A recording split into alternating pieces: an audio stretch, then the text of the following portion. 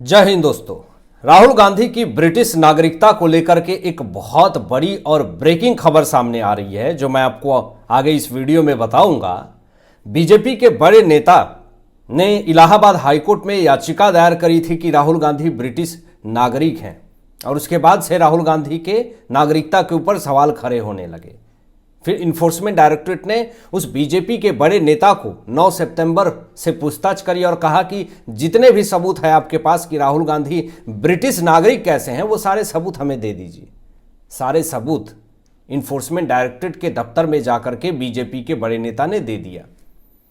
अब बड़ी खबर सामने ये आ रही है दोस्तों कि जो बीजेपी के कार्यकर्ता ने इन्फोर्समेंट डायरेक्टरेट को जो सारे दस्तावेज, फुटेज, वीडियो सब जो दिए इन्फोर्समेंट डायरेक्टरेट को, वो सारे सबूत इन्फोर्समेंट डायरेक्टरेट जो है वो केंद्र सरकार को दे चुकी है।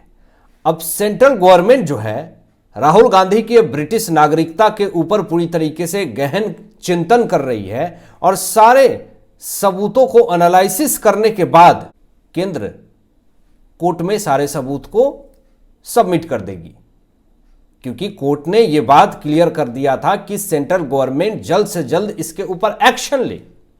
और इसीलिए केंद्र सरकार ने यूके सरकार से सबूत भी मांगी थी कि राहुल गांधी के ब्रिटिश नागरिकता को लेकर के सबूत दीजिए। तो यूके की सरकार ने राहुल गांधी के ब्रिटिश नागरिकता को लेकर के सबूत भी जारी किया था और दिया भी था।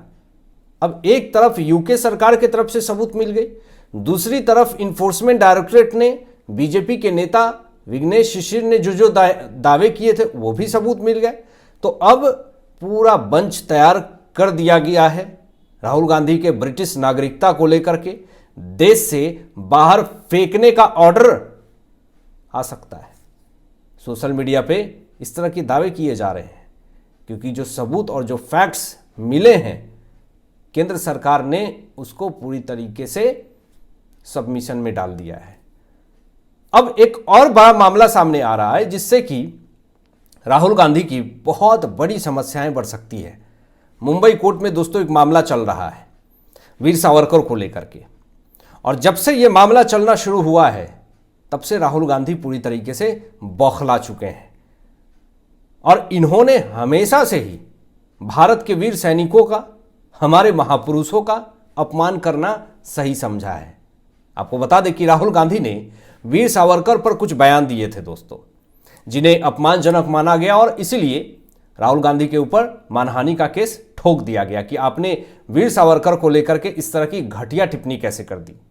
तो बड़ी खबर यह सामने आती है कि राहुल ने कोर्ट से कहा कि जो मौजूदा रिपोर्ट है वो ठीक नहीं है, इसलिए एक नई रिपोर्ट पेश की जाए। मुझे इस रिपोर्ट पे तनिक भी भरोसा नहीं है। आपने जो रिपोर्ट तैयार किया है, राहुल गांधी को संविधान के ऊपर भरोसा नहीं होता है, लोकतंत्र खतरे में दिखता है, कानून इनके हिसाब से ना हो, फैसला इनके हिसाब से ना हो तो वो गलत भी साबित हो जाता है। तो कोर्ट ने साफ तौर पे गूगल से राहुल का डेटा मांगा है, ये भी बड़ी खबर आ रही है। और राहुल गांधी के ईमेल और इंटरनेट इस्तेमाल करने की जानकारी खास करके 17 से 29 सितंबर 2024 के बीच जहां थे, क्या कर रहे थे इस बीच में, और इन्होंने क्या क्या स्टेटमेंट दिया, सारा डेटा राहुल गांधी का गूगल से मांगा गया है कोर्ट की तरफ से। ये बड़ी खबर सामने आ रही है दोस्तों।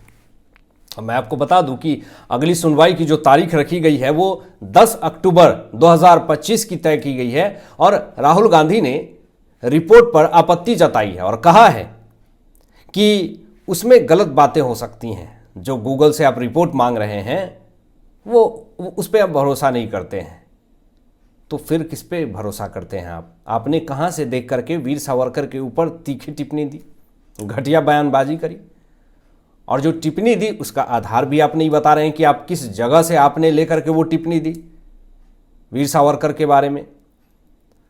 अब एक दूसरा मामला जो सबसे बड़ा सामने आया है, जिसमें कि राहुल गांधी ने दावा किया है कि उन्हें एक व्यक्ति ने धमकी दी है कि आप अपना दावा जो है वो वापस ले लो। अब इन्होंने क्या दावा किया वीर सावरकर को लेकर के, जो भी इन्होंने गलत अफवाहें फैलाई, गलत बातें बोली, उसको लेकर के इनको बार बार धमकियां मिल रही है कि आपने जो वीर सावरकर के ऊपर जो ये घटिया बयान दिया है, जो मनगढ़ंत कहानी बनाई है, उसको वापस ले लीजिए। अब जब कोर्ट ने इस धमकी वाले मामले को जब जाना समझा तो इसको बड़ा गंभीरता से लिया और राहुल गांधी को समन भेजा और उन्हें कोर्ट में पेश होने के लिए कहा कि ठीक है, आपको किसने धमकी दी, क्या कहा, ये पूरा डिटेल आप बताइए। ऐसे ही हवे में आकर के आप ये कह देंगे कि मुझे दबाव बनाया जा रहा है, वीर सावरकर के बारे में हमने जो बोला उसके ऊपर प्रेशराइज किया जा रहा है कि आप बयान वापस ले लो। अब इसको लेकर के मुंबई की अदालत ने राहुल गांधी को कहा है कि आपको फिजिकली पेश होना पड़ेगा और बताना पड़ेगा कि आखिर आपने जो बयान दिए उसका आधार क्या है और आपको किसने धमकी दी है। इन दोनों मामलों में राहुल गांधी पर दबाव बनाने का आरोप है दोस्तों। यानी कहा जा रहा है कि वो कोर्ट की प्रक्रिया को प्रभावित करना चाहते हैं और ये तो पुराना इतिहास रहा है कांग्रेस पार्टी का। कभी संविधान के ऊपर प्रहार करना, कभी लोकतंत्र के ऊपर प्रहार करना, कभी कोर्ट के फैसले के ऊपर प्रहार करना, कभी इनके फेवर में अगर फैसला नहीं आया तो सीधा जज को ही कह देना कि ये मिले हुए हैं ये सारे लोग। अगर आपकी जहाँ पे सत्ता नहीं बनी तो इलेक्शन कमीशन ऑफ इंडिया ही मिला हुआ है। तो ये इनके पुराने आदत है। अब राजनीति हलचल जो है वो पूरी तरीके से तेज हो गई है क्योंकि ये दोनों मामले बड़े नेताओं और संवेदनशील मुद्दों से जुड़ा हुआ है।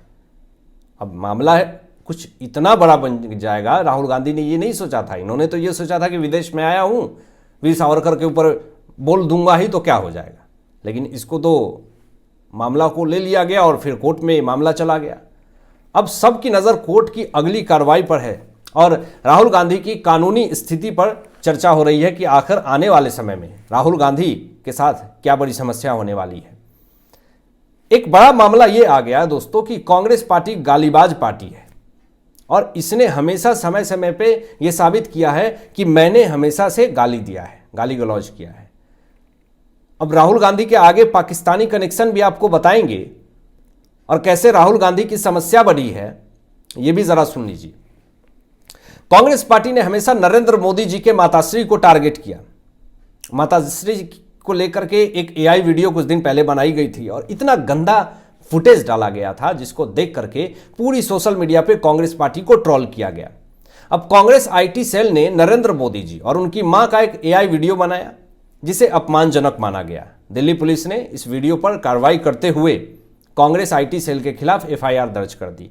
लेकिन ताज्जुब इस बात का है कि न राहुल गांधी न मल्लिकार्जुन खड़गे ने इस मामले में माफी मांगी। आज नरेंद्र मोदी जी का जन्मदिन है, ट्रंप ने बधाई दी, पूरे विश्व के प्रेसिडेंट और प्राइम मिनिस्टर नरेंद्र मोदी जी को बधाई दे रहे हैं। लेकिन मल्लिकार्जुन खड़गे और राहुल गांधी जो ये बार बार स्टेटमेंट जारी करते हैं कि अमेरिका से रिश्ते खराब हो गए, ये हो गया वो हो गया। आज ट्रंप को ये बोलना पड़ रहा है कि आज बहुत अच्छा लग रहा है नरेंद्र मोदी जी से अपने सच्चे मित्र से बातचीत करके। पूरी हेकड़ी निकाल दी राहुल गांधी की। अब मैं आपको बता दूं कि एक बड़ा मामला भी सामने आ गया और इससे पाकिस्तानी कनेक्शन का कयास लगाए जा रहे हैं राहुल गांधी को लेकर के कि पाकिस्तान से समर्थन क्यों मिलता है राहुल गांधी को इतना। शाहिद अफरीदी ने भारत और नरेंद्र मोदी जी के ऊपर तीखी बातें कही दोस्तों और कांग्रेस नेता की सोच को सकारात्मक बताया। उन्होंने राहुल गांधी की तारीफ की और कहा कि उनकी बातें पाकिस्तान से मेल खाती है। इस बयान पर सोशल मीडिया पे विवाद हुआ पूरी तरीके से और शाहिद अफरीदी को इंडिया हेटर और टेरर सपोर्टर कह करके लोग ट्रोल करने लगे। लेकिन सवाल यह उठता है कि शाहिद अफरीदी राहुल गांधी का समर्थन क्यों करते हैं। ऐसे ही गुजरात के रैली में राहुल गांधी जाते हैं तो पाकिस्तान का गाना बजने लगता है और एक पाकिस्तान का वो टेरर सपोर्टर शाहिद अफरीदी राहुल गांधी का सपोर्ट करता है। मतलब कि ये शाहिद अफरीदी ये कहता है कि कांग्रेस पार्टी राहुल गांधी जो है वो हिंदू मुस्लिम नहीं करती है, बीजेपी हिंदू मुस्लिम करती है। वो शाहिद अफरीदी जो हिंदू मुस्लिम के विवाद से ही पैदा हुआ हो, वो कांग्रेस पार्टी जो जातिवाद करती हो, अगर कोई आ करके ये कह देगा कि कांग्रेस पार्टी हिंदू मुस्लिम नहीं करती है तो बड़ा सोचनीय ये विषय लगता है दोस्तों। हालांकि आपकी क्या सोच है इन तमाम विषयों पे अपनी विचार व्यक्त कीजिएगा और मिलते हैं लेटेस्ट ब्रेकिंग एनालिसिस के बाद। तब तक अपना ध्यान रखें, ख्याल रखें। सत्यमेव जयते। जय हिंद।